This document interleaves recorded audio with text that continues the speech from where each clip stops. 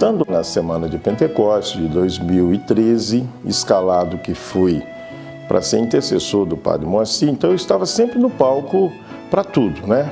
Eu fui fazer a pregação tranquilamente. E aí a Isabela estava lá na semana de Pentecostes, no Tagua Park, naquela multidão. Ele contou a história dele e ele terminou o testemunho dele falando assim, que ele não existia uma mulher que ele rezasse que não engravidava.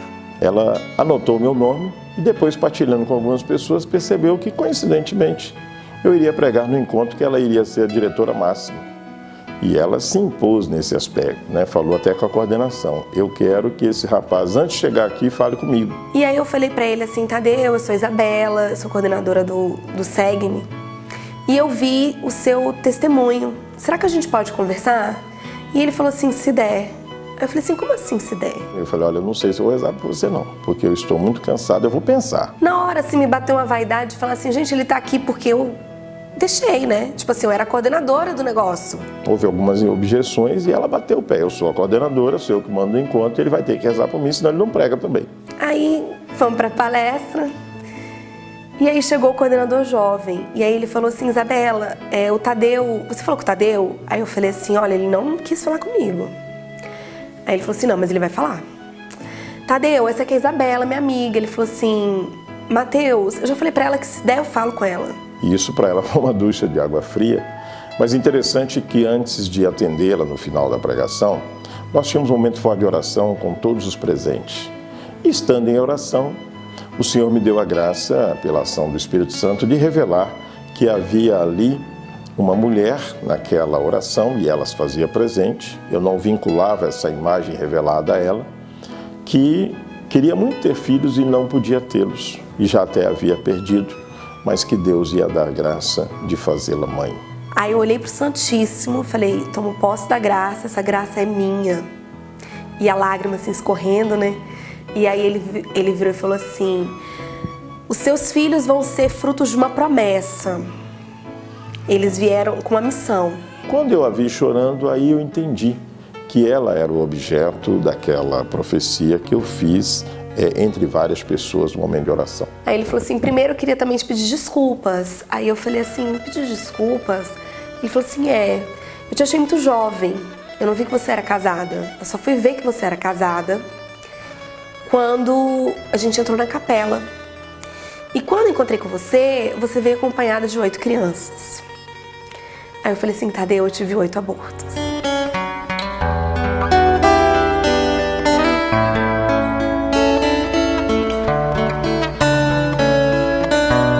Eu imaginava que ela já tinha tido a experiência de ser casada e de já ter perdido alguns bebês. Fomos rezar numa sala à parte, foi muito profundo. Ali eu vi um encontro de almas que talvez já estivessem sendo preparadas há muito tempo para começar um trabalho. E aí ele falou assim, Isabela, eu só entendi que seus abortos foram espontâneos quando a gente entrou na capela.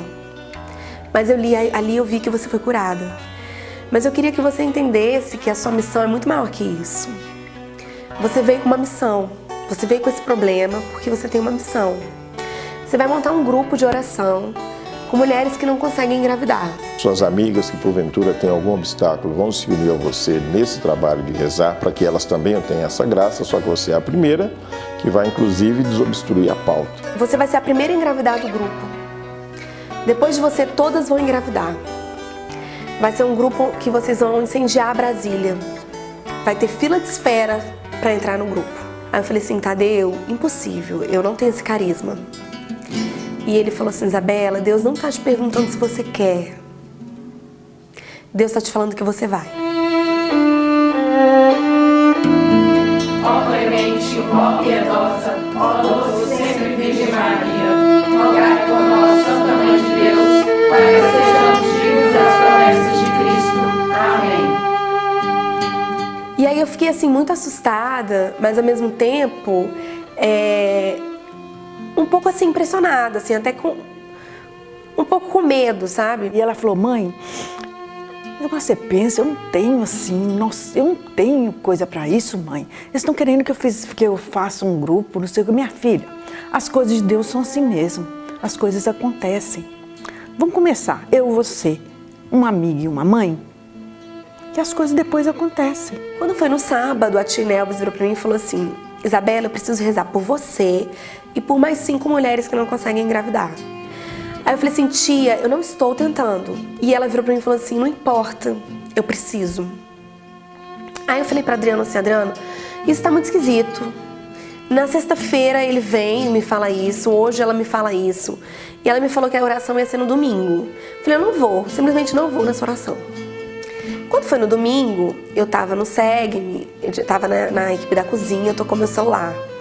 E aí ela falou assim: Bela, a gente vai começar a oração agora. Eu falei assim: tia, eu não vou poder ir. Eu tô muito envolvida aqui no encontro e não vou ter como ir. Aí ela falou assim: pois então, eu não vou começar a oração até você chegar. Eu falei: Adriano, não acredito, a mulher não vai começar a oração até eu chegar. Eu vou ter que ir. Aí elas aceitaram, disseram sim. E aí então, eu conhecia essas jovens precisas, eu conhecia na infância a Isabela, ela se criou conosco. Aí eu disse: Isabela, você vai ser a coordenadora. E as outras 5 vão te assessorar. E elas, sim, mas tia, eu não conheço o cenáculo, eu não sei. Eu digo: não, você encontra um local, aí ela encontrou a capela da Perpétua Socorro, e o dia, na quarta-feira. Então, na quarta-feira, nós vamos estar reunidos. A gente não tinha, assim, intimidade, não é?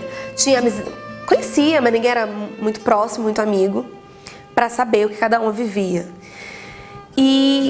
Só que 2 meninas já estavam grávidas.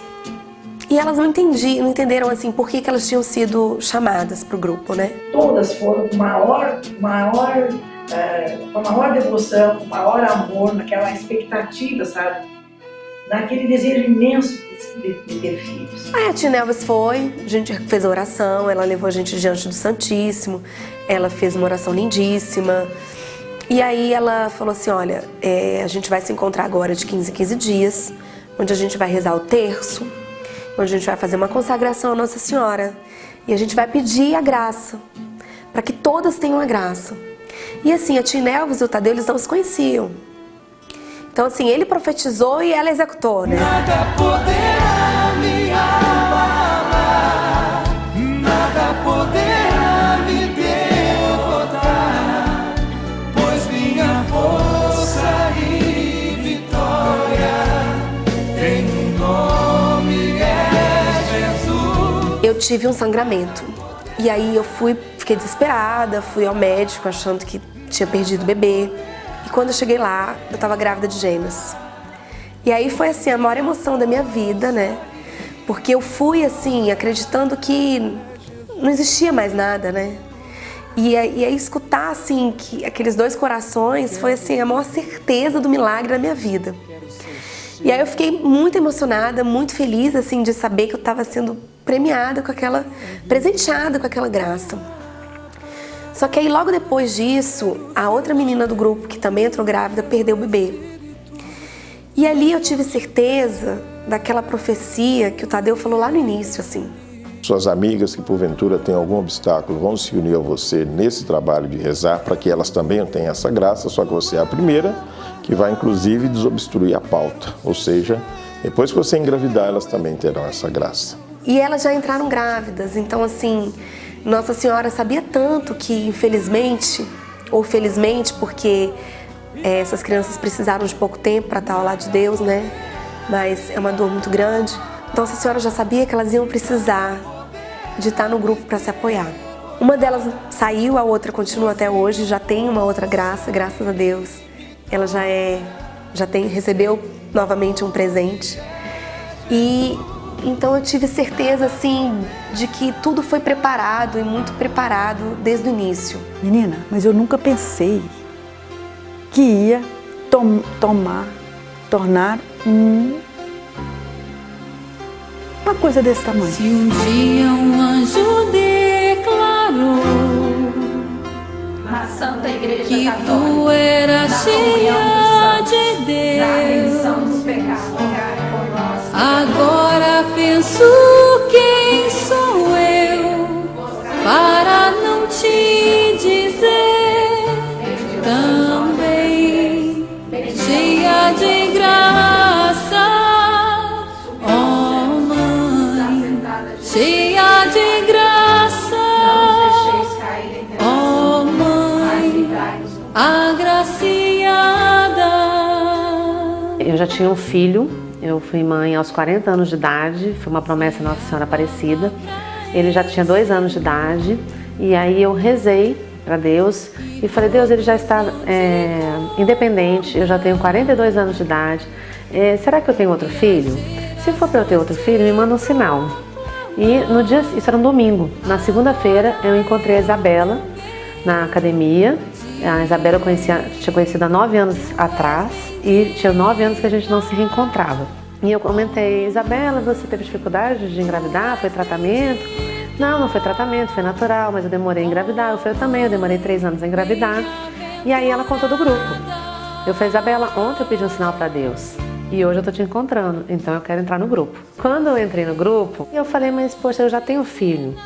Tem problema? Ela falou: não tem problema, porque você também já tem 2 anos que você tenta outro filho. Se Nossa Senhora te convidou para o grupo, é porque ela quer que você tenha outro filho. Quando eu estava desistindo, a Isabela me liga e me convida para ser a vice-coordenadora do grupo. Aí, e eu não pestanejei, porque eu digo que convite de Nossa Senhora a gente não recusa. Eu não me angustiava mais por não engravidar. Porque na vice-coordenação você tem acesso aos dramas dos participantes, às alegrias, quando uma engravida te liga, quando partilha, né, as alegrias e tristezas. E quando a gente vê a tristeza do outro, a gente, infelizmente, se alegra porque a gente não tem aquela tristeza. Então isso foi me confortando, esquecendo um pouco da questão de engravidar, mas me dedicando ao grupo. Só que eu aprendi a rezar de forma diferente. Aprendi o poder da oração em grupo. Cheia de graça, ó Mãe agraciada. Se a palavra ensinou.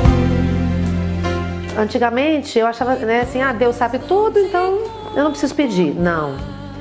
É um ato de humildade pedir. É um ato de humildade. Então você aprende a pedir.